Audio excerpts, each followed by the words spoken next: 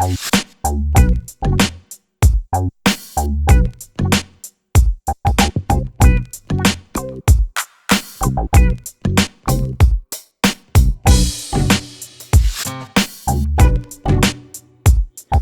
for coming back and joining me, Miss Janelle, at the DeSoto Public Library for our Tween Time videos. Now today we're going to do something really exciting. Are you ready?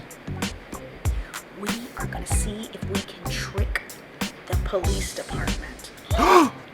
That's right. I have an officer from DeSoto's finest, and we are going to see if you are smarter than our police officer, because I'm going to have them read a crime and see if they can solve the case. And I want to see if you can follow along and solve the case also. Are you ready? Come on, let's go meet her. Well, I have invited my good friend, Lieutenant Franks, here because I have a challenge for you. Are you ready for a challenge? I'm ready for a challenge. All right. Now, tweens at home, here's what we're going to do. We are going to see if Lieutenant Franks, who is a police officer on the DeSoto Police Department, if she is smart enough to solve a case from Encyclopedia Brown. Now, have you ever read Encyclopedia Brown? Have you ever read Encyclopedia Brown? I have not. Oh, well, we're in for a treat then. Encyclopedia Brown is one of Miss Janelle's favorite books, and it's because it is about a kid detective who solves cases. But this kid detective, you know what? He's really smart. In fact, he is smarter than the chief of police in his town. Wow, that's pretty smart. I know. So do you think that you can be smarter than Encyclopedia Brown and solve a case? I hope so. I'll give it my best effort.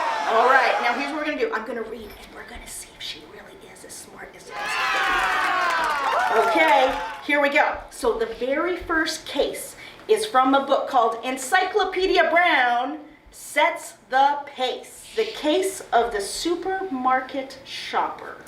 Okay. All right, I'm listening. Okay.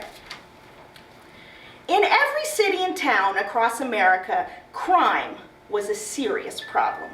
Except in Idaville. No one, child or grown-up, got away with breaking the law in Idaville, also known as DeSoto. That's right. Apart from doing it crooks, Idaville was like most seaside towns. It had lovely beaches, 3 movie theaters, 2 delicatessens. It had churches, a synagogue, and 4 banks. The chief of police was Mr. Brown. People called him a genius, but he knew better. True, he was an excellent police officer, and his officers were honest and brave, but the real genius behind the town's war on crime was Chief Brown's only child, 10-year-old Encyclopedia, America's Sherlock Holmes in sneakers. Whenever Chief Brown came up against a mystery he could not solve, he took the proper action. He drove home, and at the dinner table, he went over the facts with Encyclopedia. Before dessert, Encyclopedia had usually solved the case. For his part, Encyclopedia never mentioned the help he gave to his father. He didn't want to seem any different than other 5th graders. But there was nothing he could do about his nickname.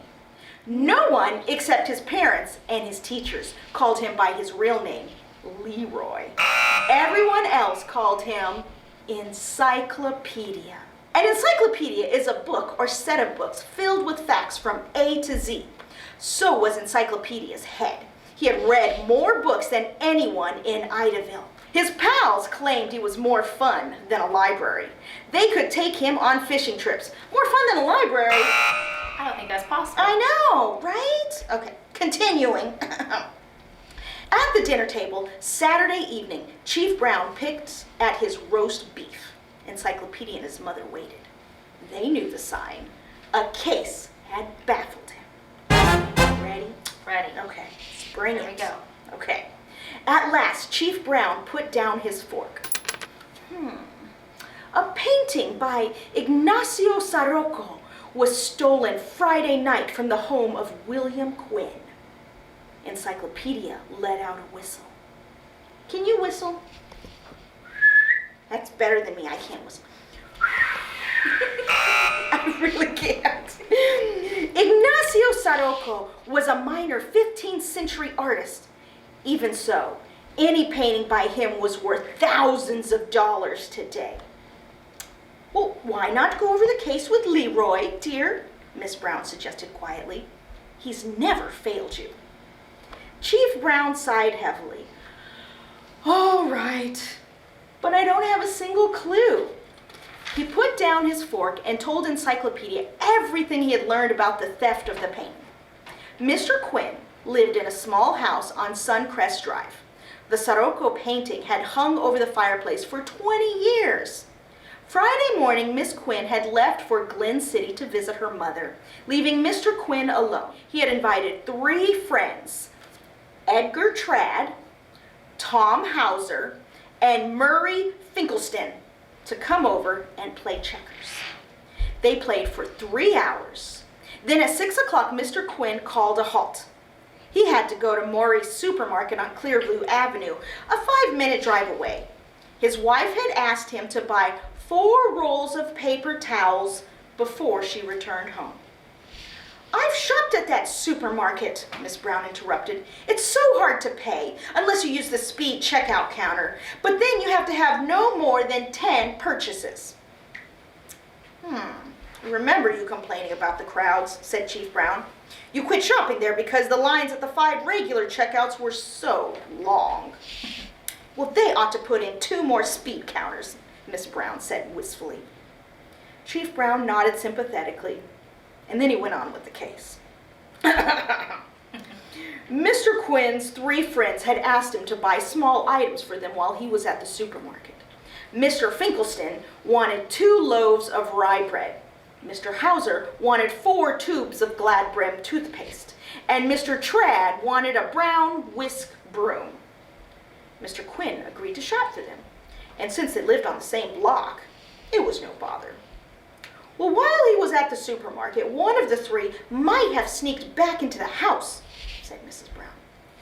Possibly, replied Chief Brown. The house was empty for an hour. The back door had been forced, and the painting was missing when he returned from the supermarket. Do his friends have alibis? Miss Brown asked. Each of them can account for their time while Mr. Quinn was shopping, answered Chief Brown. Mr. Finkelstein said he was alone in his garage repairing a rake. Mr. Hauser said he was in his backyard tending the flowers. Mr. Tradd said he had spent an hour reading in his study. None of them, however, had a witness. Of course. Then one of them must be the thief, asserted Mrs. Brown. They were the only ones who knew that Mr. Quinn was at the supermarket. Not so, Chief Brown replied.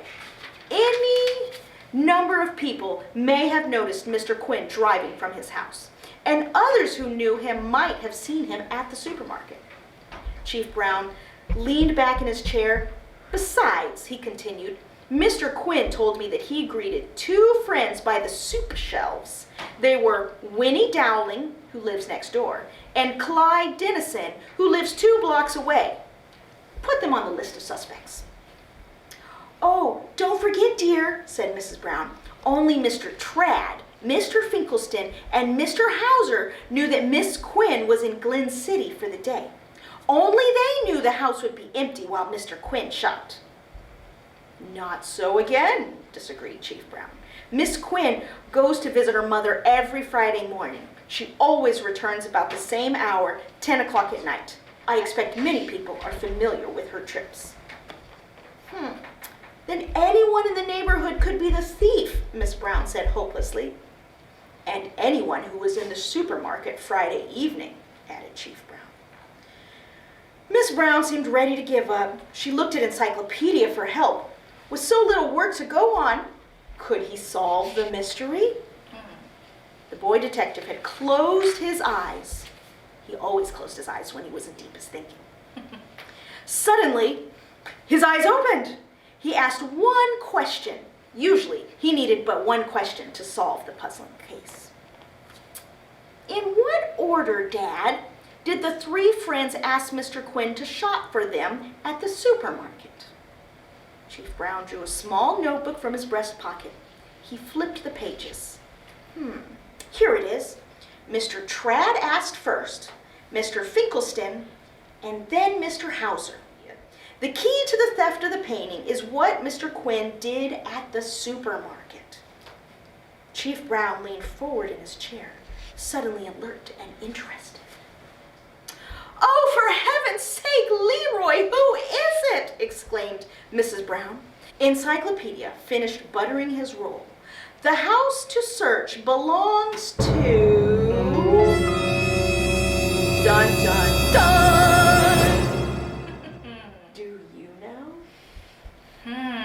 I have a handy-dandy whiteboard if you need to make some notes to write your clues on.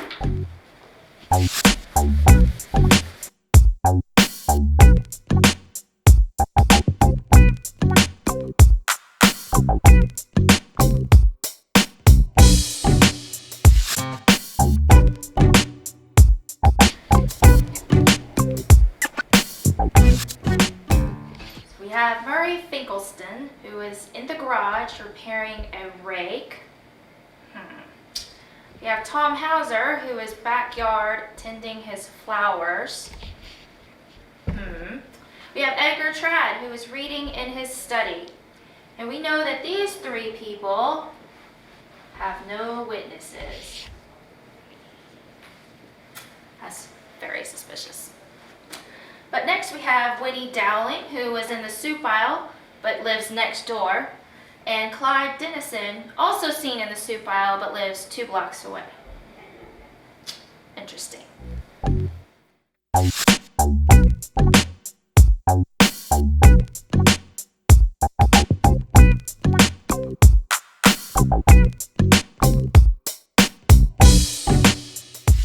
So we have 11 items total that Mr. Quinn went to go see. 11 items. We know that the 11 items is what puts him over not going through the express line, right? So it's going to make this longer. Mr. Quinn be at the store longer.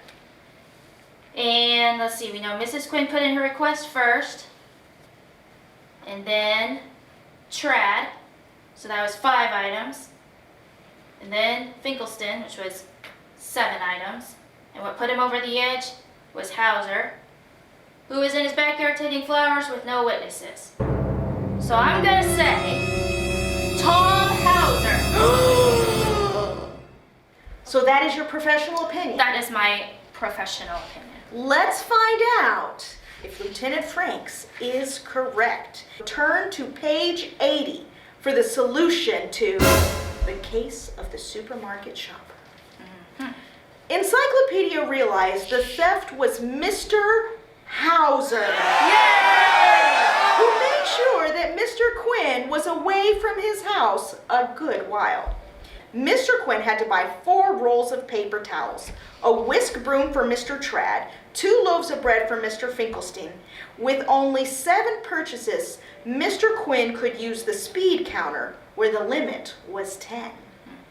So Mr. Hauser asked for 4 tubes of toothpaste. Ridiculous. To bring the total to 11 purchases. Therefore, Mr. Quinn had to wait in one of the long lines at the regular checkout counters, delaying his return home by 15 or 20 minutes. The painting was found hidden in Mr. Hauser's attic. Of course. And you did it! So, Tweens at home, we know that we've got ourselves a pretty smart police force. Or at least one person is really smart, right? I think so. Well, thank you so much for joining us, and this was a pretty fun experience. Absolutely. And I'm so glad that I could share with you one of my favorites, Encyclopedia Brown, and so glad that I could share with my tweens at home, Encyclopedia Brown. So if you want to have more cases, and if you want to be super smart, like Lieutenant Franks here, or you just want to be a police officer in general, come to the library and do some reading. Now I have a question for you.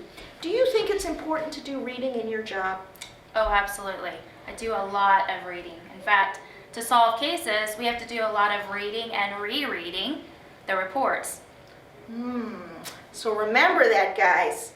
If you want to be a police officer, or you just want to be the smartest person in town, come to the library and do lots of reading with us. So thank you so much.